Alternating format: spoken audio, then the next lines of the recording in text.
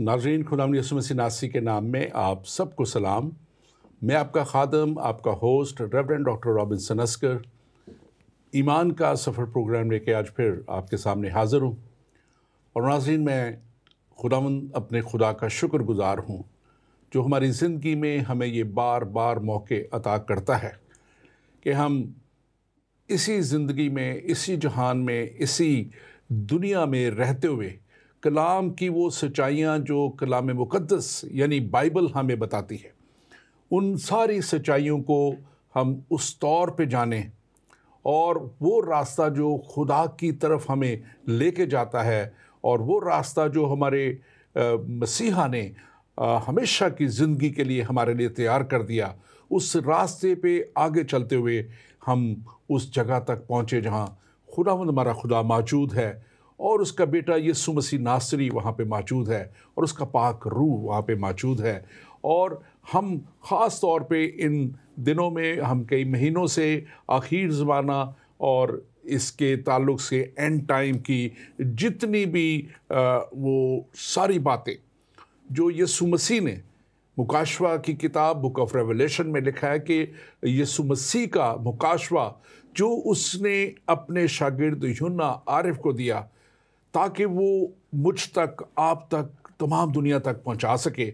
और आज हम यहाँ पे इसीलिए हाज़िर हैं, इसीलिए आपके सामने आए हैं कि हम वो सारी तालीम आप तक पहुंचा सकें। और आप जानते हैं कि हमने पिछले कई प्रोग्रामों में आखिर ज़माना के ताल्लुक़ से, एंड टाइम्स के ताल्लुक़ से हमने बात की हमने वो सब बातों का ज़िक्र किया जिनके लिए कलाम कहता है कि जिनका जल्द होना बहुत ज़रूर है।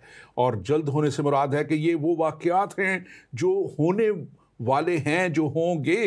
अभी आजकल इस दौर में अभी नहीं हो रहे, लेकिन आइंदा दौर में चंद सालों में किसी भी वक्त ये वाक़यात ज़हूर पज़ीर होंगे, क्योंकि कलाम हमें बताता है कि वो सारी बातें जो उसके पेश ख़ैमा हैं, जिनका होना उससे पहले ज़रूर है, वो इन दिनों में हम उन सब बातों को होता हुआ देख रहे हैं। हमने बहुत से प्रोग्राम पास्टर तहसीन गुल खान के साथ किए और आज हम एक उसी प्रोग्रामों के सिलसिले की जो आगे कड़ी है उसको हम जारी रखते हुए आखिर ज़माना और सफ़ेद तख्त, आखिर ज़माना और बड़ा सफ़ेद तख्त, जिसका ज़िक्र मुकाशवा की किताब उसके 20वें बाब और उसकी 10वीं आयत में और 11वीं आयत में मौजूद है। हम 11वीं आयत में मौजूद है, हम उसको हम देखेंगे और उसके ताल्लुक़ से हम आज बात करेंगे। लेकिन मैं आपको ये बात ज़रूर कहना चाहता हूँ कि कलाम की ये सच्चाइयाँ, कलाम की ये बातें, ये मन घड़त या कोई कहानी या कोई स्टोरी नहीं है, बल्कि ये उस हस्ती की, उस दुनिया में आके अपना आप उस तौर पे उन्होंने प्रूव किया और मौत और कब्र पे फतह पाके हर तरह के बड़े बड़े मोज़ात, हर तरह के बड़े बड़े बीमारों को शिफा देके, मुर्दों तक को ज़िंदा करके यीशु मसीह ने ये बताया दुनिया को कि कुल दुनिया का इख्तियार, हर एक चीज़ के ऊपर इख्तियार उनका है। और वो इख्तियार रखने वाला शख्स, वो इख्तियार रखने वाली शख्सियत जिसको दुनिया के दूसरे मज़ाहिब भी मानते हैं, वो ये कह रहे हैं कि ये बातें, इनका होना जल्द ज़रूर है। और यीशु मसीह की दूसरी आमद के ताल्लुक़ से बहुत से मज़ाहिब और ख़ास तौर पे हमारे मुसलमान भाई से मुत्तफ़िक़ हैं कि यीशु मसीह फिर से आएंगे। और आज हम ख़ास तौर पे उसी सिलसिले को जारी रखते हुए, जबकि हम बिल्कुल एंड पे इस मुकाशवा की किताब पे पहुँचे हैं, हम बात करेंगे इस बड़े तख्त का जिसका लगना बहुत ज़रूर है। और मैं आज फिर से वेलकम करूँगा पास्टर तहसीन गुल खान को। Pastor Tehseen, welcome to the show. आपको हम वेलकम करते हैं। और नाज़रीन, आप जानते हैं कि पास्टर तहसीन गुल खान ने मेरे साथ बहुत से प्रोग्राम हमने मिल के किए हैं और एंड टाइम्स की ये सीरीज़ है आपके लिए, आप इसको ज़रूर देखें और इसको शेयर भी कीजिए। और जब ये प्रोग्राम आप देखते हैं आप शेयर के बटन को ज़रूर दबाइए और दूसरे अपने अजीज़ों के साथ, दोस्तों के साथ ग्रुप्स में शेयर करें ताकि ये दुनिया तक ये बात पहुँचे। और हमारे पेज ईमान के सफ़र को, फेसबुक पेज को लाइक कीजिए, यूट्यूब पे इस पेज को लाइक कीजिए और हमारे ज़िंदगी टीवी के ऊपर भी ये प्रोग्राम मौजूद रहेगा। बाद में भी आप इसको बाद में भी देख सकते हैं और इस कलाम के वसीला से आप सच्चाई तक पहुंच सकते हैं। और कलाम कहता है कि तुम सच्चाई को जानोगे और सच्चाई तुम्हें आज़ाद करेगी। पास्टर तहसीन गुल खान, आप यीशु मसीह मिनिस्ट्री के फाउंडर हैं, बानी हैं और आप एक अच्छी खिदमत लूटन इंटरनेशनल चर्च के साथ भी, एशियन चर्च के साथ भी कर रहे हैं। हम आपके सारी खिदमत के लिए खुदा का शुक्र करते हैं। अगर आप इस ताल्लुक़ से कोई बात कहना चाहें मज़ीद अपने तारुफ से तो ज़रूर कहिए प्लीज़। आमीन। नहीं, खुदा उनका बहुत शुक्र है और बस यही कहना चाहूँगा कि ये सच ए प्रिविलेज कि खुदा ने हमें ये मौका दिया है कि हम मिलकर ये खुदा उनके कलाम की इन खूबसूरत बातों को सीख सकें। और ये बुक मुकाशवा की जो है वो इतनी आसान नहीं है समझ, बहुत सारे लोगों के लिए ख़ास तौर पर ये एक दिल में ख्वाहिश रहती है कि इस किताब को समझा जाए डिटेल के साथ। इवन दो कि हमारे पास वक्त बड़ा महदूद होता है, लेकिन फिर भी हम इंसाफ तो नहीं कर पाए, लेकिन जितना भी हम कोशिश कर सके हमने उसको किया है। और इसके एक एक चैप्टर को, एक एक वर्स को और उन मुश्किल और मुख्तलिफ स्नारियोस को जो इस बुक में बताए गए हैं हमने लोगों के सामने रखने की कोशिश की है। तो खिदमत के लिए खुदा का शुक्र है जो भी खुदा कर रहा है। लूटन एशियन क्रिश्चियन फेलोशिप को हम रन करते हैं, यीशु मसीह मिनिस्ट्री को पाकिस्तान में वर्ल्ड वाइड मीडिया के ज़रिए जैसे भी खुदा तौफीक देता है। उसके अलावा मैं और मेरी वाइफ दोनों हम फुल टाइम जॉब्स भी करते हैं IT सेक्टर में, तो खुदा का काम भी फुल टाइम करते हैं और जो दुनियावी जो सेकुलर जॉब्स हैं वो भी फुल टाइम करते हैं। आमीन आमीन। और अब इस प्रोग्राम में आगे बढ़ते हुए थोड़ा सा रिकैप करते हुए, हमने पिछले प्रोग्रामों में देखा था कि कैसे इब्लीस को 1000 साल के लिए बांधा गया और फिर 1000 साल बादशाहत जो है वो यीशु मसीह की इस दुनिया में ईमानदार लोगों के लिए कायम की गई। और जो ईमानदार पहले से उठा लिए गए थे वो जलाली बदनों के साथ मसीह यीशु के साथ आए। और जो ज़मीन पे ईमानदार इन 7 मुसीबत के सालों में जो ईमानदार मसीह पे ईमान लाए और ईमानदार बने लोग, अब ये 1000 साल बादशाहत मसीह यीशु उन ईमानदारों के साथ, जलाली बदन वालों के साथ मिलके उन्होंने उन पे की। और 1000 साल के बाद लिखा है कलाम मुकद्दस में कि इब्लीस थोड़े वक्त के लिए खोला जाएगा। हमने इस पर भी बात की, हमारे पिछले प्रोग्रामों में ये बातचीत मौजूद है। लेकिन एंड में हमने देखा था इसी मुकाशवा 20वां मुकाशवा की जो किताब है इसके 20वां बाप, book of revelation chapter 20 verse 10, इसको थोड़ा सा आप रिकैप कीजिएगा, आप पढ़ भी दीजिए और इसको थोड़ा सा बताइएगा। ये फाइनल डेस्टिनेशन है शैतान की, इब्लीस की। बुक ऑफ रेवलेशन मुकाशवा प्रकाशित वाक़या चैप्टर 20 है, वर्स 10 है। लिखा है कि उनका गुमराह करने वाला इब्लीस आग और गंधक की उस झील में डाला जाएगा जहाँ वो हैवान और झूठा नबी भी होगा और वो दिन रात अब्दुल्लाबाद अजाब में रहेंगे। तो हमने थोड़ा टच किया था आग और गंधक की झील, लेकिन हमने उसको फिर छोड़ दिया उस बात को, क्योंकि अब आज का जो प्रोग्राम है उसमें हम और डिटेल में इसके ऊपर बात करेंगे। That's a different place then hello. जहन्नुम जो है उससे ये एक डिफरेंट जो है वो चीज़ है आग और गंधक की झील। ये आखिरी डेस्टिनेशन है तमाम ईवल्स की, और जितने भी बुराइयां हैं, जितने भी बुराइयों को करने वाले या करवाने वाले हैं, उन सब का ये जो है ये आखिरी मुकाम है। और ये बेसिकली इसमें सबसे पहले हमने देखा कि हैवान और उसके साथ जो झूठा नबी था वो ऑलरेडी 1000 साल के शुरू में ही डाल दिए गए थे। सो वो उनको यानी कि समझें कि 1000 साल ऑलरेडी हो गए हैं। अब शैतान को भी 1000 साल और कुछ अरसा ऊपर हो गया है और उसको भी जो है वो अब डाला है उस झील में, यानी कि इसके बाद अब शैतान जो है बाहर नहीं निकलेगा। यहाँ पर हमने ख़ास तौर पे एक बात ये भी देखी थी और थोड़ा सा नए व्यूअर्स के लिए भी कि इब्लीस का जो छोड़ा जाना है वो इसलिए भी है कि इन 1000 सालों में गो के इब्लीस उस 1000 साल बादशाहत में नहीं है, लेकिन वहाँ पे کیونکہ فری ول موجود ہے جیسے باغ عدن میں تھی, تو ایمانداروں کی جو اولاد ہوگی ان میں فری ول کی وجہ سے بہت سے گمراہ ہوں گے, اور وہ اپنی مرضی پہ چلتے ہوئے, خدا کو ڈینائی کرتے ہوئے, یسوع کو ڈینائی کرتے ہوئے, وہ ان کا انکار کرتے ہوئے وہ جو ہے گناہ کریں گے. اور وہ گناہ جب کریں گے تو ظاہر ہے ان کا بھی جو ہے آگ اور گندک کی جھیل میں ڈالا جانا ضرور ہے.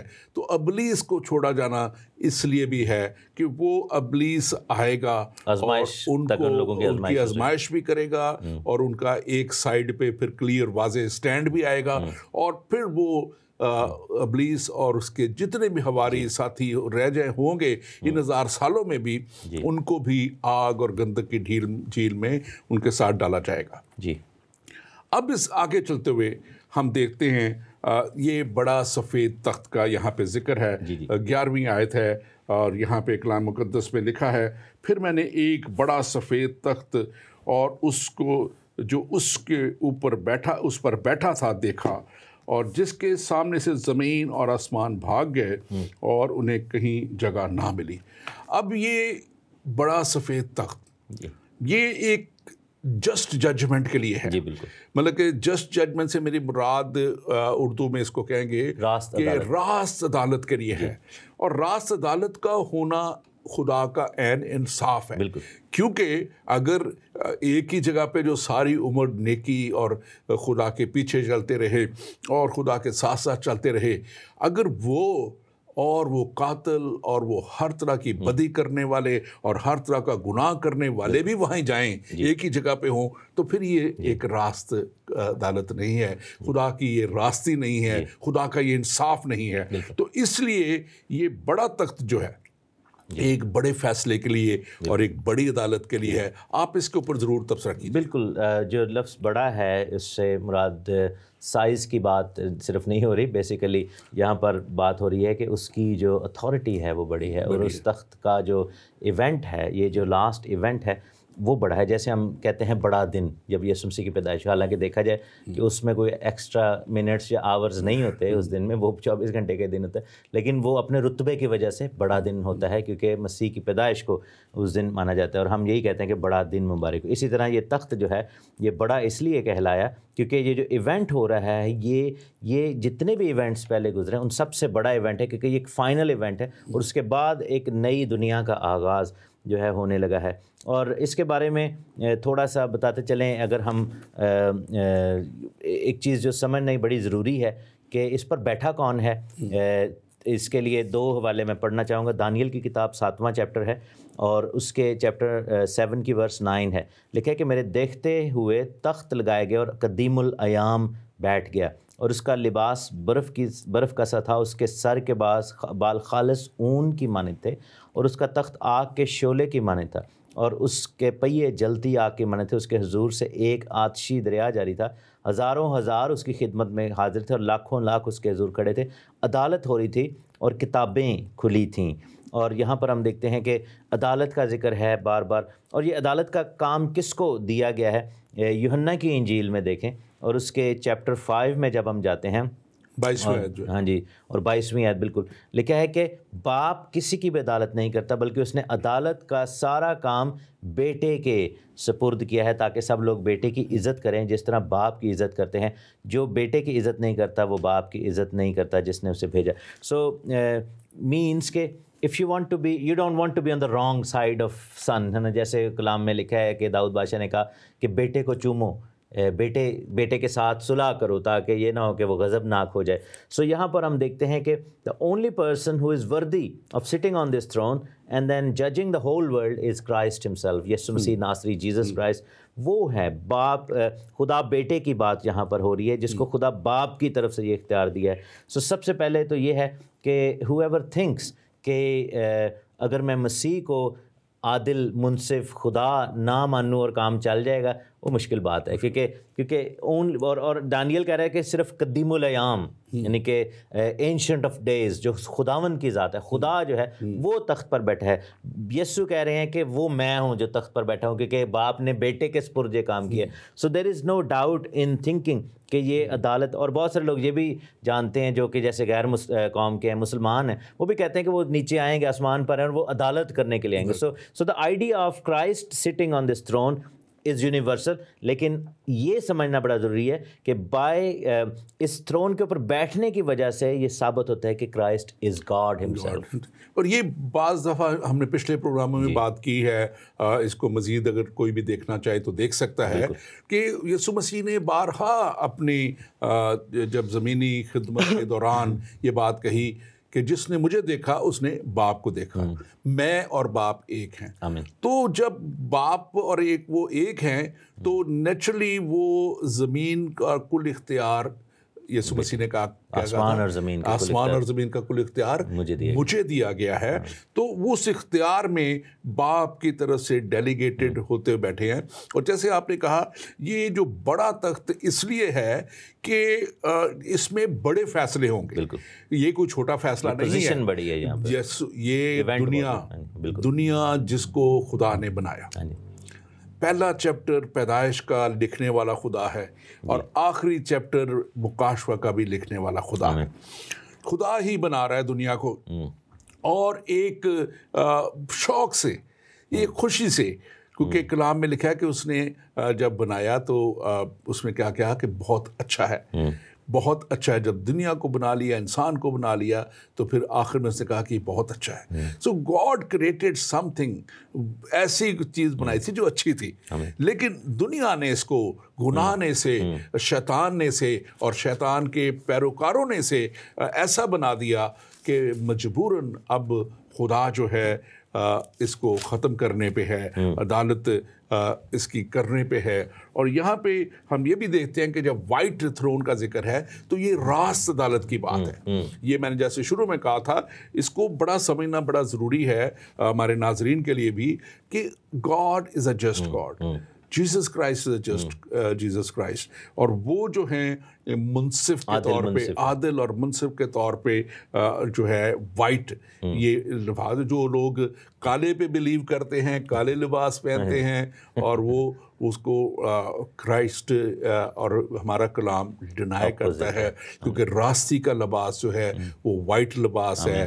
اور اسی لیے اس کو وائٹ تھرون ججمنٹ کہا جاتا ہے. بڑے سفید تخت کی عدالت ہے، اور اس میں کل اختیار اور کل فیصلے خدا کرنے کو ہے. ایک اور میں تھوڑا سا ایڈ کرنا چاہوں گا. بہت سارے لوگ، میں اس دن ہائیڈ پارک کارنر میں تھا اور بات ہو رہی تھی، اور میں دیکھ رہا تھا کہ مسلم لوگ اور کرسچن لوگ آپس میں بحث کر رہے تھے. تو وہاں پر ایک بات مجھ سے کسی نے سوال کی، ایک مسلمان بھائی تھے، تو انہوں نے کہا جی فضل کا کیا مطلب ہے، کہ کیا ہم جو ہے وہ پھر گناہ کرتے ہوئے کچھ بھی، یسوع نے، آپ نے کہا جی یسوع نے میرے لیے جان دے دی، تو اس کا مطلب you can do any thing what ever you want. اور پھر بار بار یہ بھی کہہ رہے تھے کہ اگر خدا کو اتنا ہی پیار ہے سب سے تو معافی کی سب کو ویسے کیوں نہیں معاف کر دے. تو میں نے اس سے یہی بات ایگزیکٹلی کی تھی کہ بھائی پہلی بات یہ ہے کہ خداوند عادل منصف ہے، اور اگر خدا ایسے ہی معاف کر دے سب کو تو شیطان آ کے سب سے پہلے الزام لگائے گا خدا پہ کہ مجھے کیوں نہیں پھر معاف کر رہے، باقیوں کو معاف کر دیا بغیر عدالت کیے، بغیر پے کیے. تو یہاں پر ہم دیکھتے ہیں کہ خدا نے خود اپنے بیٹے کو بھیج کر عدالت، اس کے اوپر پہلے سب سے پہلی عدالت یسوع کی ایسے ہوئی، ٹھیک ہے. اس کے بعد ہم دیکھتے ہیں کہ خداوند نے ایسے نہیں سب کو چھوڑے گا، اور جیسے کلام مقدس میں صاف لکھا ہوا ہے، میں نے وہی والا جو یوحنا کی انجیل میں لکھا ہے کہ خداوند یسوع مسیح نے کہا 29ویں آیت میں چیپٹر 5 میں، جنہوں نے نیکی کی ہے زندگی کی قیامت کے واسطے، اور جنہوں نے بدی کی ہے سزا کی قیامت کے واسطے اٹھیں گے. تو دیٹ مینس کہ خداوند یسوع مسیح، فضل is not free license to sin, جو گریس ہے. تو یہاں پر یہ عدالت جو ہے اس چیز کا سب سے بڑا ثبوت ہے کہ خدا عدالت کرے گا جو اس کے گریس کو ریجیکٹ کرتے ہیں، یا پھر جو اس کے گریس کو مس یوز کر کے اور ناراستی کی زندگی بسر کرنا چاہتے ہیں. تو یہاں پر ہم دیکھتے ہیں کہ یہ بڑا کلیئر ہے. So that point is very very clear کہ خدا ایسے نہیں, خدا نے یہ کوئی ہمیں فری لائسنس نہیں دیا ہوا گریس دینے کی وجہ سے. بالکل. اور اس میں خاص طور پہ ایک اور بات سمجھنے کی بات ہے کہ اب خدا کی طرف سے, جیسے ہم نے پچھلے پروگرام میں بات کی تھی کہ سب کچھ ختم ہو چکا ہے, جی سب چیزوں کا خاتمہ کر دیا گیا ہے. اور ہم نے بھی 10ویں آیت میں دیکھا تھا کہ آخر میں ابلیس اور نیچرلی جو شیطان ہے اور اس کے حواری کو آگ اور گندک کی جھیل میں ڈال دیا گیا ہے.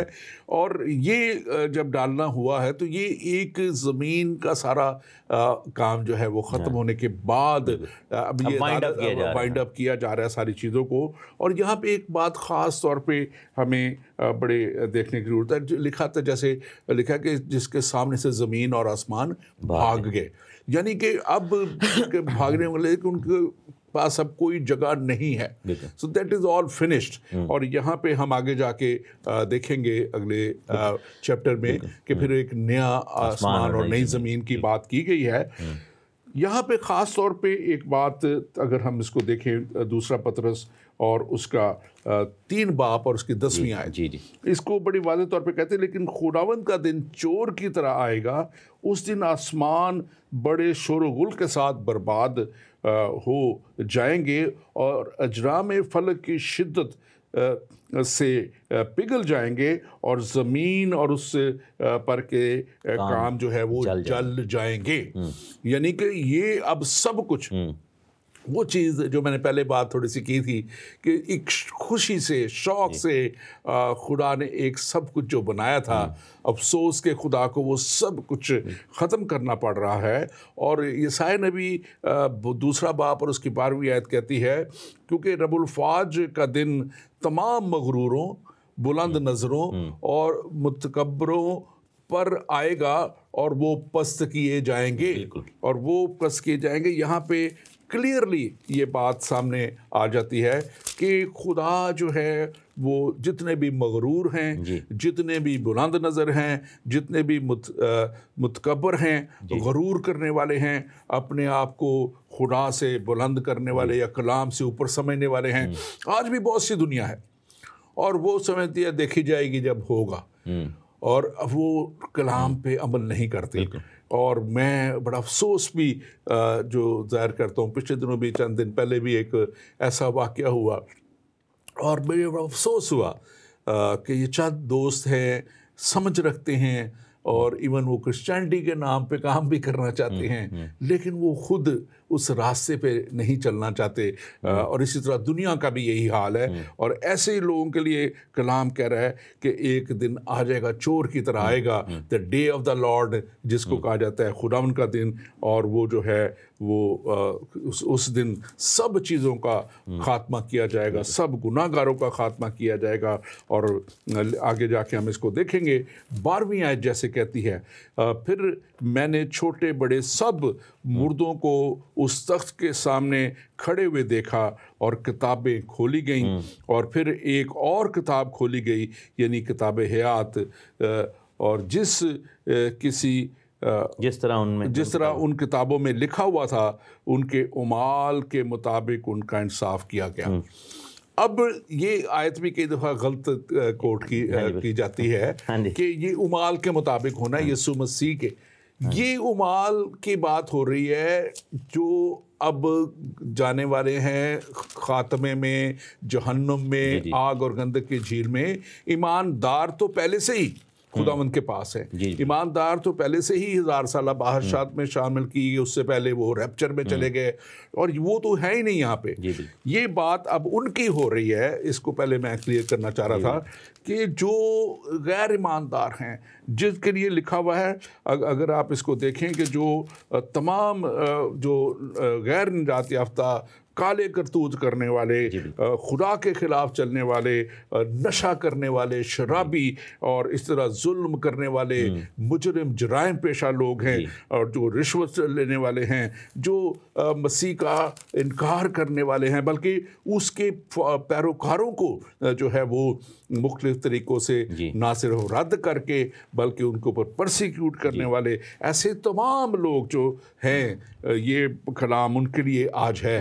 اور یہاں پہ لکھا ہے کہ اور تخت کے سامنے کھڑے ہوئے دیکھا اور کتابیں کھولی گئیں. بالکل. اب ان کی کتابیں کھولی گئی ہیں جو غیر ایماندار ہیں. ایمانداروں کی عدالت تو اس سفید تخت کے سامنے ہے ہی نہیں ہے. اس کو بڑا کلیئرلی سمجھنے کی ضرورت ہے. آپ اس پہ ضرور بات کیجیے. میں ضرور کرتا ہوں. اس پہ بیسیکلی لکھا ہے کتابیں کھولی گئیں. تو بہت سارے لوگوں کو یہ ریئلائز کرنا چاہیے کہ یہ کون سی کتابیں ہیں, کتنی کتابیں ہیں.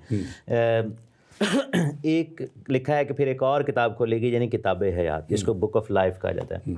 اور جو اسکالرز ہیں اس چیز پہ بلیو کرتے ہیں کہ ایک اور بک ہے جس کو بک آف کنڈمنیشن بھی کہا جاتا ہے, جو کہ جس کا نام کتاب حیات میں نہیں ہے. جیسے موسیٰ نبی نے بھی کہا تھا کہ اگر تو ایسے کرے گا تو میرا نام کتاب حیات سے کاٹ دینا. لیکن ایک اور کتاب ہے جس کا ذکر جو ہے وہ ہم دیکھتے ہیں کہ کلام مقدس میں مکاشفہ ریولیشن چیپٹر 13 اس کی ورس 8 میں جب ہم جائیں, چیپٹر 13 میں اور اس کی ورس 8 میں, تو لکھا ہے کہ زمین کے وہ سب رہنے والے جن کے نام اس برا کی کتاب حیات میں نہیں. سو دیر از اندر بک جس کو برا کی کتاب حیات کہا گیا, جو کہ ایکچوئل کتاب حیات سے تھوڑی ڈفرینٹ ہے. کیونکہ آپ یہ دیکھیں نا کہ جیسے پرانے عہد کے لوگ تھے ایماندار, ان کے نام کتاب حیات میں بہت ساروں کے لکھے ہوئے تھے, لیکن برا کی کتاب حیات جب ہم دیکھتے ہیں تو وہ فرق وہ بک ہے. تو جو مسیح پر ایمان لاتے ہیں اور مسیح کے تھرو جو ہیں وہ مسیح آئے, ان کا جو ہے یہاں پر ایگزمپٹ کر دیا گیا. سو ایماندار جو ہیں, اور اسی لیے توبہ کر کے بپتسمہ لینا اور مسیح پر ایمان لانا کیوں ضروری ہے, کیونکہ ریولیشن میں ہی لکھا ہوا ہے. ریولیشن اس کا چیپٹر 2 ہے اور اس کی 11ویں آیت لکھا ہے کہ, بلکہ 10ویں آیت سے لکھا ہے کہ جان دینے تک وفادار رہے تو میں تجھے زندگی کا تاج دوں گا. جن کے کان ہوں وہ سنیں کہ روح کلیسیاؤں سے کیا فرماتا ہے, جو غالب آئے اس کو دوسری موت سے کچھ نقصان نہ پہنچے گا. تو یہ جو عدالت ہے یہ دوسری موت ہے, سیکنڈ ڈیتھ ہے. تو people who will be believing in Christ, so یہ سمجھنا بڑا ضروری ہے کہ they are not standing in that queue. یہ جو لوگ عدالت لگی ہوئی اور لوگ کھڑے ہیں اور بار بار ایک بڑی سی کیو ہے اور آ رہے ہیں اپنا اپنا حساب لے رہے ہیں, اس میں مسیحی ایماندار جو ہیں جلالی بدن والے, کیونکہ جلالی بدن کا ملنا ہی اس چیز کا ثبوت ہے کہ ان کی عدالت ہو چکی ہوئی ہے اور وہ اب مسیح میں آ گئے ہیں. سو وہ دے آر ناٹ. اور یہاں پہ میں سمجھتا ہوں کہ ایک اور بات بڑی جو آپ بھی ابھی کہہ رہے تھے, وہ کارنر ہائیڈ پارک والی, وہ یہ بھی اس کو بڑا کلیئر مسیح پہ ایمان لا کے یہ بات نہیں ہے کہ ایمان لے آئے تو بس ٹھیک ہے. مسیح کے اوپر ایمان لانے سے مراد یہ ہے کہ اپنے گناہوں سے توبہ کرنا اور گناہوں سے باز آنا اور پھر کتاب مقدس کے مطابق اپنی زندگی گزارنا. وہ سارے کام جن کا کلام کہتا ہے کہ ہمیں کرنے ہیں اس طرح گزارنا. تو پھر وہ ایک راست باز کہلاتا ہے بندہ, پھر وہ نجات یافتہ کہلاتا ہے بندہ, اور پھر وہ اس چیز کا حقدار ٹھہرتا ہے. یسوع مسیح کو مان لینا, ہاں جی میں مانتا ہوں, نہیں. بہت سے لوگ جیسے میں نے ذکر کیا وہ یسوع مسیح کے لیے کام بھی کرنا چاہ رہے ہیں, سب کچھ کرنا چاہ رہے ہیں, لیکن وہ دوسرے کام بھی کرنا چاہ رہے ہیں دنیا میں رہتے ہوئے, ایسوں کے لیے. تو یہ کتابیں جو ذکر ہے یہ بک آف ورکس کی بات ہے, جو ان کے اعمال جس میں لکھے ہوئے ہیں. ہر کسی کے اعمال جو ہیں جو مسیح کے ساتھ توبہ کر کے نہیں کیا, کیونکہ لکھا ہے کہ جو اس پہ ایمان لے کے آ جاتا ہے اس کے لکھا ہے کہ تمہارے گناہ چاہے کتنے بھی کرمزی کیوں نہ ہو وہ انہیں برف کی مانند سفید کر دیتا ہے. وہ تو ان کی تو سلیٹ دھل گئی کیونکہ اب انہوں نے توبہ کر کے ایمانداری کی. دوسری جیسے آپ نے ذکر کیا کتاب حیات کا ذکر ہے. کتاب حیات میں ان تمام کے نام ہیں جنہوں نے توبہ کی, جنہوں نے جو ہے, اور اسی کا ذکر ہے جن کا نام اس میں نہ ملا اس کتابیں کھولے گی, اور کتاب حیات میں جس کا نام نہ ملا اس کو پھر وہ ججمنٹ اس کے اوپر لائی گئی ہے. آپ ضرور اس پہ بات کیجیے. بالکل. ہمارا نام جو ہے وہ جو ایک جنرل کتاب حیات ہے اس میں بھی مسیح پر ایمان لانے کے بعد, اور جیسے میں نے کہا کہ برا کی کتاب حیات وہ اس میں بھی ہے. اور جہاں تک اعمال کے والے سے ایک اور چیز میں بتانا چاہ رہا ہوں, یہاں پہ شیئر کرنا چاہ رہا ہوں کہ یہ کون لوگ ہیں جو کہ کھڑے ہیں. لکھے نا کہ چھوٹے بڑے سب مردوں, یہ بابا آدم سے لے کر 1000 سالہ بادشاہی کے اینڈ تک جتنے بھی لوگ ہیں یہ سارے کے سارے اس میں شامل ہیں. اعمال کے والے سے ایک اور میں بات بتانا چاہتا ہوں کہ جو لوگ ڈیورنگ دا کنگڈم پیدا ہوئے تھے, ڈیورنگ 1000 years کنگڈم, ان کی نجات ایمان سے نہیں ہے. کیونکہ ہم یہ دیکھتے ہیں کہ ایمان والا سین ختم ہو گیا, کہ مسیح تو آ گیا سامنے ہے. تو اعمال سے اس لیے کہ ان کے پھر کیونکہ حزقیل کی کتاب میں جب ہم پڑھتے ہیں تو لکھا ہے کہ ہیکل ہوگی اور پھر کہانت بھی ہوگی اور ان کو قربانیاں بھی لانی پڑیں. تو دیٹ مینس کہ ان کی عدالت جو ڈیورنگ دا 1000 ایئرز ہیں ان کیونکہ وہ مسیح کو دیکھ رہے تھے سامنے اور مسیح سامنے ہی تھا تو اعمال کے مطابق ان کو وہاں پر ان کو جج کیا جا رہا ہے. اور پھر ہم دیکھتے ہیں کہ مسیح سے پہلے کے جو لوگ تھے وہ بھی اعمال کے سبب سے ہی وہ ہوا تھا. تو یہ مختلف لیئرز ہیں یہاں پر سمجھنے کی بڑی ضرورت ہے. اور اس میں ایک چیز اور سوری آپ اس کو کنٹینیو رکھیے گا, خاص طور پہ یہ لکھا ہے کہ ان کے اعمال کے مطابق ان کا انصاف کیا گیا, یعنی کہ اب یہ ججمنٹ جو ہو رہی ہے یہ کوئی بہت بڑے بڑے مجرم ہیں, جی بالکل, کوئی بہت بڑے بڑے جو علماء اور اپنے آپ کو کیا کہتے ہیں, انہوں نے لوگوں کو گمراہ کیا, اپنے آپ کو نبی کہا, اپنے آپ کو پیغمبر کہا, بڑے بڑے دہشت گرد ہیں, اب یہ بڑے بڑے ہیں جو بڑی سزا کے لائق ہوں گے. پھر لوگ ایسے ہیں کیونکہ سزائیں کی بھی لیولز اس کے بتائے گئے ہیں کہ بگر تو اس میں جو ہے جو اس کے لیے کیا گیا ہے خاص طور پہ کہ چھوٹے بڑے گناہ جو ہیں گو کے جانا سب نے ہلاکت میں ہے, جو ہلاکت سب کے لیے ہے, لیکن اس کی شاید ٹارمنٹیشن جو ہے وہ اس کی ان کو جو ہے وہ ایک نمونہ بنایا جائے گا کیونکہ اینڈ گول سب کا ایک ہی ہے. تو چاہے جنہوں نے دیکھیں اسی لیے لکھا نا کہ چھوٹا گناہ جو اس کی بھی وہی سزا ہے. آدم نے تو صرف حکومت دلو کی تھی نا, لیکن جو بڑے بڑے قاتل ہیں ان کا بھی ایگزیکٹ وہی سیم ہی پنشمنٹ ہے. تو اسی طرح یہاں پر یہ سب جو ہے یہ ہوتا ہوا نظر آتا ہے. لوگ جو ہیں ان کو, اور یہ بڑا سوئفٹ ہوگا. اچھا ایک اور چیز بھی یہاں پر جاننی بڑی ضروری ہے کہ یہاں پر آرگیومنٹ کا وہ نہیں ہے کہ جیسے عدالت میں ہوتا ہے کہ آپ کو کہا جا رہا ہے کہ یہ تو یہ کیتا ہے اور کہہ رہے ہو کہ نہیں مجھے اپیل کا حق دیا جائے یا میں نے نہیں کیا. یہاں پر یہ جو وکیلی آرگیومنٹ ہے وہ نہیں ہوگا, کیونکہ وہ آرگیومنٹ اب بھی ہوتا ہے. جیسے کلام مقدس میں لکھا ہے نا کہ خداوند ہمارے بہاف پر ہمارا مددگار, ہمارا وکیل ہے. اور آسمان میں جب ابلیس الزام لگاتا ہے تو جو کورٹ روم آف ہیون ہے اس میں ابھی جو ہے ہمارے بہاف پر مقدمہ لڑا جاتا ہے, مسیح لڑتا ہے, کیونکہ ہم نے مسیح کو اپنی زندگی دی ہے. بھول چوک تو ہم سے ہوتی ہے, لیکن یہاں پر مقدمہ نہیں ہو رہا, یہاں پر صرف سزائیں سنائی جا رہی ہیں.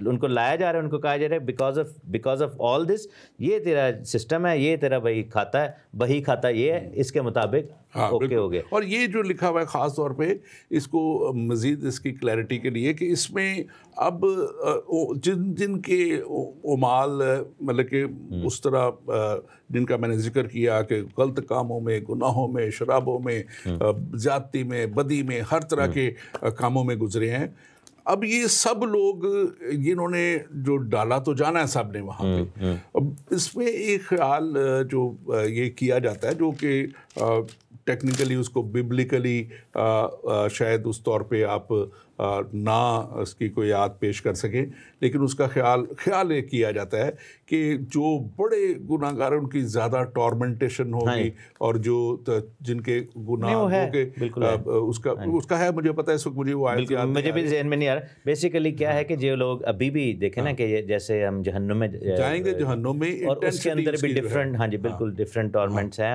اور خاص طور پر جیسے میجر ٹارمنٹرز ہیں. متی کی انجیل میں بھی اس کا ذکر ہے, میرے ذہن میں ایک دم حوالہ ہے کہ اس نے لکھا ہے کہ ان کو ٹارمنٹرز کے حوالے کر دیے جو گناہ جو معاف نہ کر سکا تھا. اور جیسے میتھیو چیپٹر 19 میں لکھا ہے اور اس کی 34 لکھا ہے کہ اس کو جلادوں کے حوالے کیا گیا ہے کہ جب تک قرض ادا نہ کرے وہیں رہے.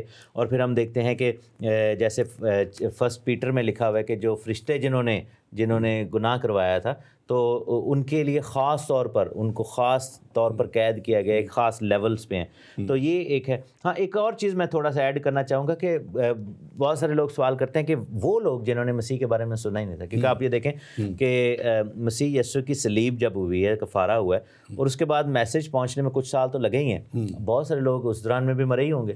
تو جنہوں نے نہیں سنا, پھر ایسے لوگ جو کہ شریعت کے دور سے پہلے کے تھے, تو یہاں پر جیسے رومیو کے دوسرے چیپٹر میں پولس رسول کہتا ہے کہ اس کی 11ویں آیت میں کہ جنہوں نے بغیر شریعت پائے گناہ کیا وہ بغیر شریعت کے ہلاک بھی ہوں گے. جنہوں نے شریعت کے ماتحت ہو کر گناہ کیا ان کی سزا شریعت کے موافق ہوگی. ٹھیک ہے نا. تو لکھا ہے کہ ہمارے اندر بھی خدا نے ایک شریعت رکھی. دیکھیں لکھا ہے نا کہ ہمارے اعضاء میں بھی ایک شریعت ہے. تو ایک بائی نیچر ہمیں نیکی کی رغبت دی گئی. اب بہت سارے لوگ جو ہیں جو کہ جنگلوں میں جیسے رہتے ہیں, مثلا آدم خور قبیلے ہیں یا افریقی، اب وہاں پہ نہ شریعت پہنچی، نہ مسیحیت پہنچی، نہ کلام پہنچا، اب ان کا انصاف کیسے ہوگا؟ لیکن ایک انسانیت کے اندر بھی خدا نے رکھی ہے. سو اسی لیے یہاں پر اعمال کا ذکر ہے، کیونکہ بہت سارے لوگ ایسے بھی ہیں جن کو شریعت بھی نہیں پہنچی یا مسیح کا پیغام بھی نہیں تھا، لیکن ان کی زندگیاں ایسی تھیں کہ انہوں نے نیکی کر کے، اور اس میں کچھ لوگ بچیں گے بھی. سو یہ میں بتانا چاہ رہا ہوں کہ یہ نہیں کہ ہر بندہ ہی ادھر چلا جائے گا. کچھ ایسے لوگ ہیں، بہت تھوڑے، شاید یوں سمجھے کہ 0.00%، کیونکہ بچ نہیں سکتے. ایکسیپشنز جیسے کچھ ایسی ہیں جیسے ڈیورنگ 1000 ایئرس جو لوگ پیدا ہوئے ہیں جن کے مال کے مطابق فیصلہ ہو، یا پھر ایسے لوگ بھی ہیں جو کہ جنہوں نے کبھی سنا ہی نہیں تھا، لیکن وہ بہت ایکسیپشن ہے. میجورٹی لوگ جو ہیں وہ نہیں بچ رہے، کیونکہ یہ سمجھنا بڑا ضروری ہے کہ اعمال کے مطابق کوئی بھی شخص جو ہے راست باز نہیں ٹھہر سکتا. اور یہ خاص طور پہ اس کو آگے جا کے بھی ہم مزید دیکھیں گے. اب اگر ہم 13ویں آیت کی طرف دیکھیں، آپ اس کو ذرا پڑھ دیجیے 13ویں آیت کو. لکھا ہے کہ سمندر نے اپنے اندر کے مردوں کو دے دیا، اور موت اور عالم ارواح نے اپنے اندر کے مردوں کو دے دیا، اور ان میں سے ہر ایک کے اعمال کے موافق اس کا انصاف کیا گیا. اب ہم اس میں پھر سے دیکھ رہے ہیں اس چیز کو، اور یہ خاص طور پہ اگر ہم پرانے عہد نامے میں دیکھیں تو یہ جو ایک تو پہلی بات، پہلے خیر اس کو میں کر لوں کہ سمندر نے بھی اپنے اندر کے مردوں کو، آپ کو یہ سوچے کہ سمندر میں کسی نے تو بڑی شارک نے کھا لیا، اب وہ مردہ کہاں گیا، کیسے ہوا، اس کے ٹکڑے ہو گئے، کیا ہوا؟ God has all the authority, all the power, all the creation. اور وہ پھر سے اسی فارم میں آئیں گے، اسی فارم میں آئیں گے، چاہے وہ کسی طرح بھی، چاہے جہاز، ہوائی جہاز میں پرکھجے اڑ گئے اور چھوٹے چھوٹے ٹکڑے ہو گئے، ملے ہی نہیں آج. نہیں، ابھی یہ بہت بڑے ٹیررسٹ ہے اسامہ بن لادن، اس کی لاش کو سمندر نے ڈال دیا تو. لیکن جب خدا آرڈر کرے گا بنے گا تو وہ اپنی صورت میں واپس آئیں گے. اور یہاں پہ موت اور عالم ارواح، جو عالم ارواح میں، اور جہاں پہ اب ذکر ہے ہیڈیز کا، اور اس کا ذکر ہے پرانے عہد نامے میں دیکھیں شیول اس کو کہا جاتا تھا، 65 دفعہ اس کا ذکر ہے. پاتال، اور نوے عہد نامے میں جو ہیڈیز ہے اس کا 10 دفعہ ذکر آتا ہے. اور یہ وہ جگہ ہیں جو کلام کے مطابق ان لوگوں کے لیے، اور یہاں بھی ٹارمنٹیشن ہے، یہاں بھی جب یہ ڈالے گئے ہیں تو یہ عذاب میں ہے. اس کا ذکر بڑے واضح طور پہ اس امیر آدمی اور لازر کی کہانی میں ملتا ہے کہ وہ ابھی فائنل ججمنٹ تک تو نہیں گیا، لیکن وہ کہہ رہا ہے کہ میں بڑے عذاب میں ہوں، اور اس عذاب میں سے نکلنے کو کہہ رہا ہے کہ لازر کو کہہ. تو یہ ساری باتیں میں سمجھتا ہوں کہ بڑی ضروری ہیں ان کو دیکھنا. اور مکاشفہ پہلا 21 باب اس کی پہلی آیت بھی لکھا ہے کہ سمندر بھی نہ رہا، تو اس کے بعد کچھ بھی رہنا نہیں ہے، اس لیے سمندر نے اپنے اندر سے نکالنا ہے سب کچھ، تاکہ وہ، کیونکہ اس کے بعد تو اس نے ختم ہو جانا ہے.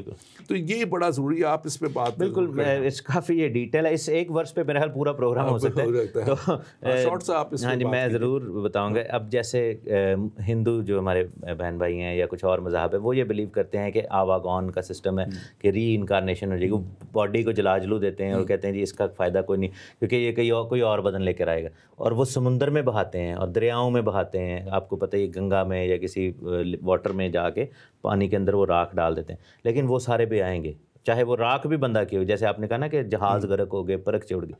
دوسرا یہ چیز سمجھنے کی ضرورت ہے کہ عالم ارواح کا کیا مطلب ہے. ہر چیز خداوند نے تثلیث میں بنائی ہے. ہم یہ دیکھیں کہ 3 آسمان ہیں، یعنی کہ پہلا اور دوسرا تیسرا آسمان. اس کے بعد ہم دیکھتے ہیں کہ دنیا جو ہے اس کے بھی 3 حصے ہیں، خشکی، سمندر اور فضا. ہم یہ دیکھتے ہیں کہ یہاں پر آسمان اور زمین کا ذکر، اور زمین کے نیچے کا جو علاقہ ہے اس کے بھی 3 حصے ہیں، جس میں فردوس اور اتھا گڑھا، اور ہم دیکھتے ہیں پاتال جس کو جہنم بھی کہا گیا. اور یہ جو امیر آدمی کی سٹوری جیسے آپ نے بتایا کہ وہ جہنم میں تھا، اور فردوس جس کو ابراہیم کی گود کہا گیا لوکا کی انجیل میں، وہاں پر لازر پہنچا جس میں یسوع مسیح اور وہ ڈاکو بھی اترے، ٹھیک ہے نا. اور مسیح کے بعد اب وہ فردوس کی ضرورت نہیں رہی، کیونکہ جتنے بھی ایماندار مرتے ہیں وہ ڈائریکٹ آسمان میں جاتے ہیں. تو یہاں پر ہم دیکھتے ہیں کہ وہ جو نیچے کا علاقہ ہے زمین کے، اس کو عالم ارواح کہا گیا، جہاں پر روحیں رکھی گئی ہیں. سو ایک چیز مجھے جو ذہن میں آتی ہے، جیسے زبور کہتے ہیں نا کہ سمندروں پار جا اترا تو اتھے ہے تو ہی، خدایا تیری رو تو بچ کے میں کدھر جاواں نا. تو سمندر میں چلے جائیں، پہاڑوں میں چھپ جائیں، ٹھیک ہے، خشکیوں میں چلے جائیں، صحراؤں میں چلے جائیں، آسمانوں میں چھپ جائیں، ٹھیک ہے نا، عالم ارواح کے سب سے گہری پاتال میں چھپ جائیں، یا پھر اگر اتھا گڑھے کی گہرائیوں میں چھپ جائیں جس کی کوئی طے ہی نہیں ہے. ہر چیز جو ہے خداوند کے سامنے لائی جائے گی اور پیش کی جائے گی. سو دس از دی اینڈ کہ یہاں پر کوئی بھی شخص جو ہے اسکیپ نہیں کر سکتا. اسکیپ اگر کرنا ہے تو یسوع مسیح کے تھرو کر سکتے ہیں. اور آگے جب ہم اس کو مزید آگے جاتے ہیں اور 20واں باب اسی مکاشفہ کا اس کی 14ویں آیت میں لکھا ہوا ہے پھر موت اور عالم ارواح آگ کی جھیل میں ڈالے گئے اور یہ آگ کی جھیل دوسری موت ہے. اب یعنی کہ ایوری تھنگ ایون موت کو بھی اور عالم ارواح کو بھی ان سب چیزوں کو کیا کیا ہے اس آگ کی جھیل میں. وہ کتنی بڑی ہوگی آگ کی جھیل. اور یہ خدا کی قدرت ہے, خدا کا انتظام ہے کہ وہ اب سب چیزوں کو جو کچھ بھی بنا, جو کچھ بھی وجود میں آیا, وہ سب کچھ ختم کر رہا ہے. کیوں کر رہا ہے؟ کیونکہ اگلی پروگرام میں ہم دیکھیں گے پھر وہ ایک نیا آسمان رینیوڈ اور ایک نئی زمین اور نیا یروشلم کا ذکر ہے وہاں پہ, اور وہ ایماندار اور خدا اور اس کے فرشتوں کا ذکر ہے, اس کے لوگوں کا ذکر ہے. اس پہ ہم بات کریں گے, لیکن یہاں پہ آپ اس کو ضرور تھوڑا سا مزید ایکسپلین کیجیے. بالکل موت کے حوالے سے ضرور بتانا چاہیے, کیونکہ ایک چیز سمجھنے کی ضرورت ہے کہ اب یہ دیکھیں کہ بلینز آف پیپل اس آگ اور گندگی جھیل میں جائیں گے, ٹھیک ہے نا, کیونکہ اس کی جو فوجیں تھیں وہ کروڑوں میں تو تھیں, 20 کروڑ کا تو ذکر ہی ہے. پھر آپ دیکھیں کہ آدم سے لے کر آخرت تک بلینز آف, ابھی 7 بلین لوگ ہیں دنیا میں, تو ہر بندے نے تو بچنا بھی نہیں, ٹھیک ہے, تو بلینز آف وہ ہیں. پھر آپ یہ دیکھیں کہ زمین اور دنیا کے نیچے کا علاقہ کتنا بڑا ہے, اور وہ اتھاہ گڑھا پورا جس میں ڈیمنز ہیں اس کو بھی ادھر ڈال دی. دیٹ مینس کہ ساری ڈیمنز بھی اس میں جا رہی ہیں کیونکہ اتھاہ گڑھے کے باسی ہیں نا وہ. پھر ہم دیکھتے ہیں کہ جہنم کا جو ایریا ہے, بہت سارے لوگ جو آگ کی جھیل کو جہنم سمجھتے ہیں, یہ فرق چیز ہے. جہنم بھی کو بھی آگ کی جھیل میں ڈالا جائے گا.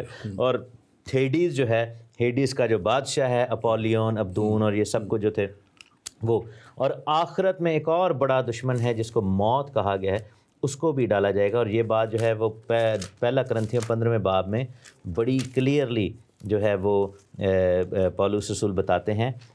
اس کے ہم 25ویں آیت میں بلکہ 24ویں آیت میں لکھا ہے کہ اس کے بعد آخرت ہوگی. پہلا کرنتھیوں 15واں باب اور 24ویں, اور اس وقت وہ ساری حکومت اور سارا اختیار اور قدرت نیست کر کے بادشاہی کو خدا یعنی باپ کے حوالے کر دے گا. یعنی یسوع مسیح کی بات ہو رہی کہ جب تک وہ سب دشمنوں کو اپنے پاؤں تلے نہ لے آئے اس کو بادشاہی کرنا ضرور ہے.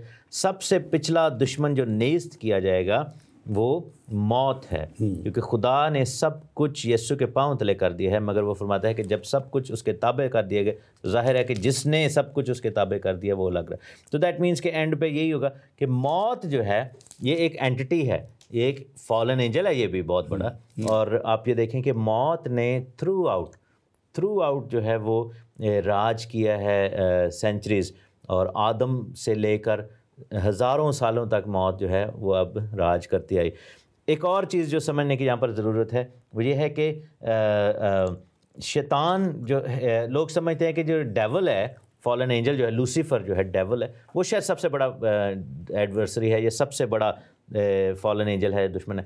لیکن مجھے لگتا ہے کہ جو یہاں پہ کلام والا بتاتا ہے کہ ڈیول کو بھی ڈال دیا اور اینڈ پہ جو ہے وہ موت کو جو ہے یہاں پر اس اتھاہ گڑھے کے اندر پھینکا گیا. دیٹ مینس کہ اٹس ایون بگر ایڈورسری, اور موت کا راج یہاں پر ختم ہو گیا. اور جیسے پولس کہتا ہے کہ اے موت تیرا ڈنک کہاں رہا, اے موت تیری فتح کہاں رہی.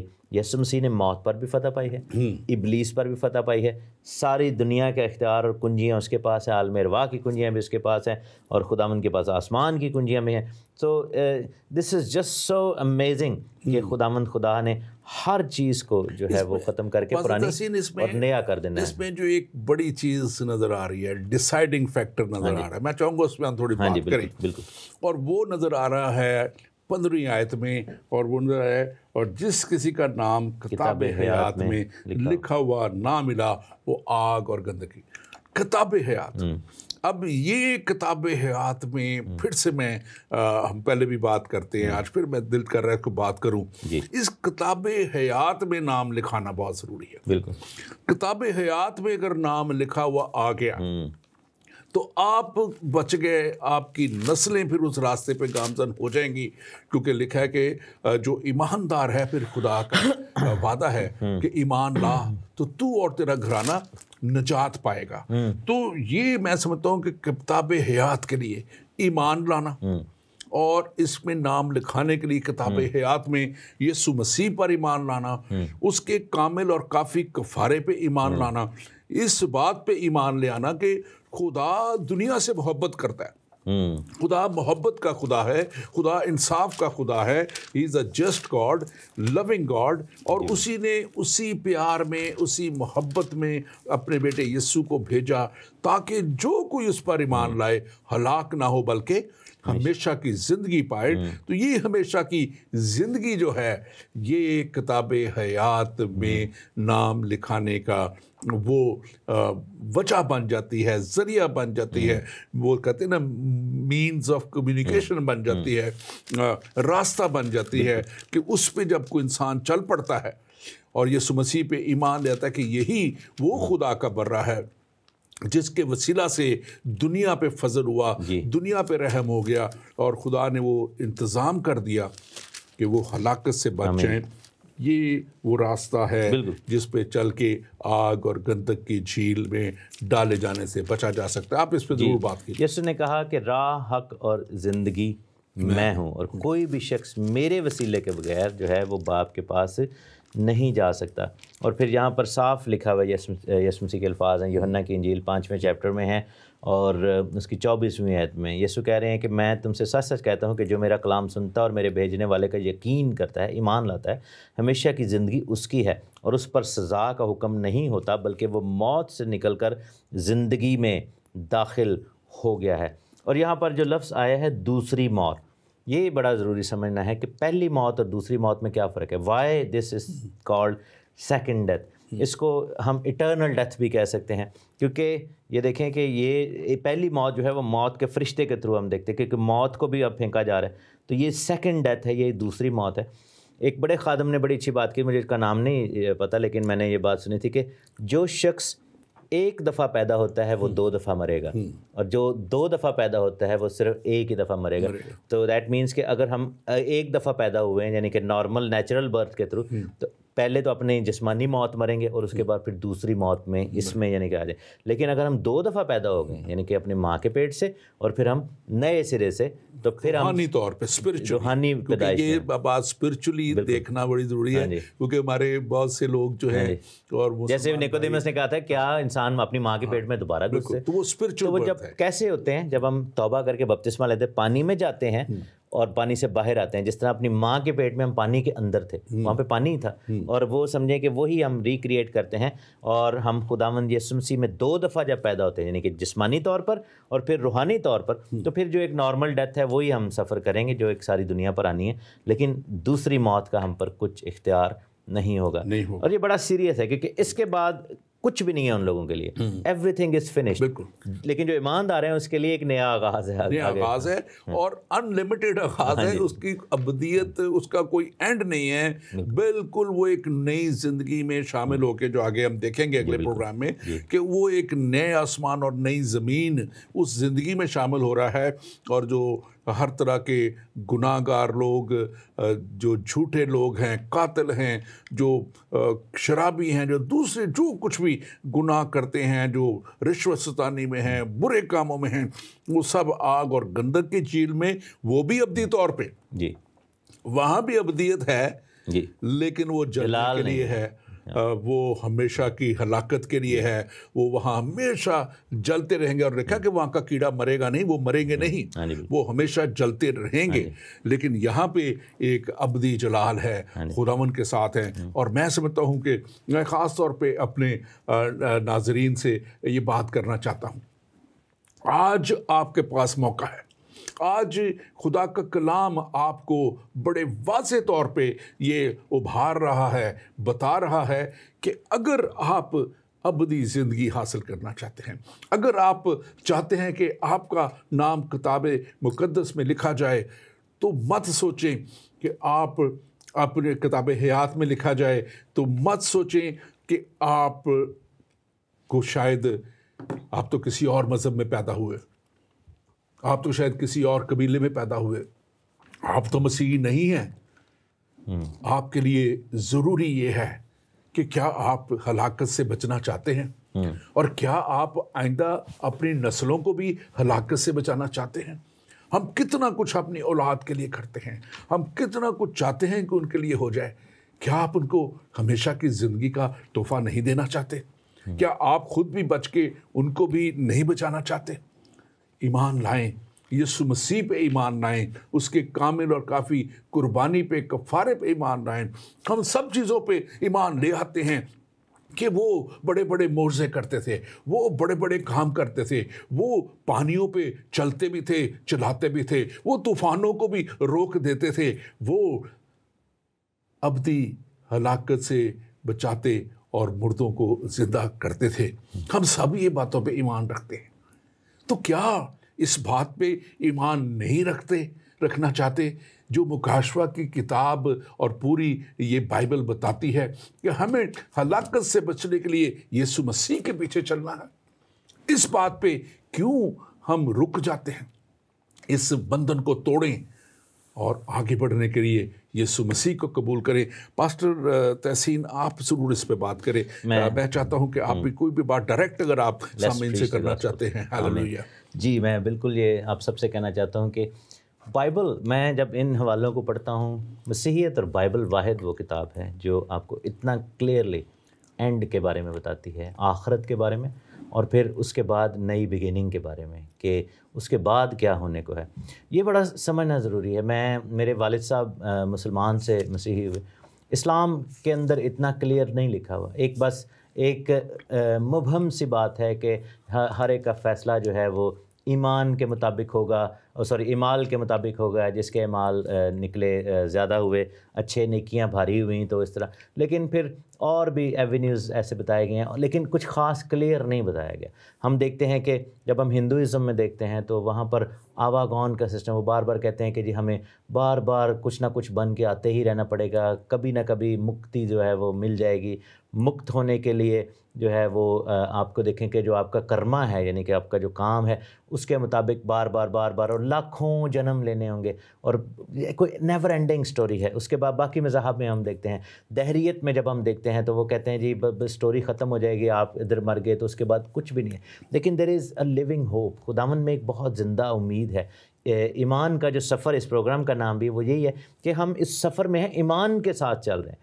تو آپ یہ دیکھیں کہ یہاں پر کتنا کلیئرلی لکھا ہے دونوں سائڈز کے بارے میں کہ جو ایمان لائیں گے ان کا انجام کیا ہے, جو ایمان نہ لائیں گے اور جو آن دا رانگ سائڈ پہ جو ہے فال کر جائیں گے عدالت کے دن, ان کا بھی کیا انجام ہے. لیکن ایمان لانے والوں کے لیے کتنی بڑی باتیں ہیں, کیونکہ اگلے جب ہم پروگرامز میں جائیں گے, اور آپ سے گزارش ہے کہ اگر آپ کے پاس بائبل کی کاپی نہیں ہے انگلش میں ٹرانسلیشن یا اردو میں, جس لینگویج کو بھی آپ پڑھتے ہیں, پلیز آن لائن جا کے, آج کل تو سارا کچھ اویلیبل ہے, you can read last 2 chapters of book of revelation, مکاشفہ, کہ جو ایماندار ہیں جن کو خداوند سب پرانی چیزوں کو, برائیوں کو, سب بدی کو, ابلیس کو, موت کو جب ڈیل کر کے دور کر دے گا, ساری چیزوں کو دفع کر دے گا, تو اس کے بعد ہمارے لیے ایک نیا آغاز جو ہے وہ نیا یروشلم, ہمارے لیے بادشاہی اور ہمیشہ کی زندگی کا درخت اپنے تخت کے ساتھ جو ہے, اپنے تخت کے سامنے اس آسمان میں ہمیں جو ہے وہ رہنے کے لیے ہمیشہ کے لیے موقع دیا جائے گا. سو اٹس جسٹ امیزنگ کہ اتنا ڈیٹیل میں ہے. دیر از نو ادر ریلیجن. بالکل. اور یہ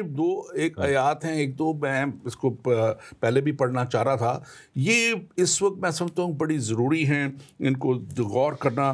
اور دیکھیں, اور وہ نوکر جس نے اپنے مالک کی مرضی, یہ لوکا کی انجیل اس کا 12واں باب اور 47ویں اور 48ویں آیت بڑی اہم آیت ہے. لکھا ہے کہ اور وہ نوکر جس نے اپنے مالک کی مرضی جان لی اور تیاری نہ کی اور نہ اس کی مرضی کے موافق عمل کیا, بہت مار کھائے گا.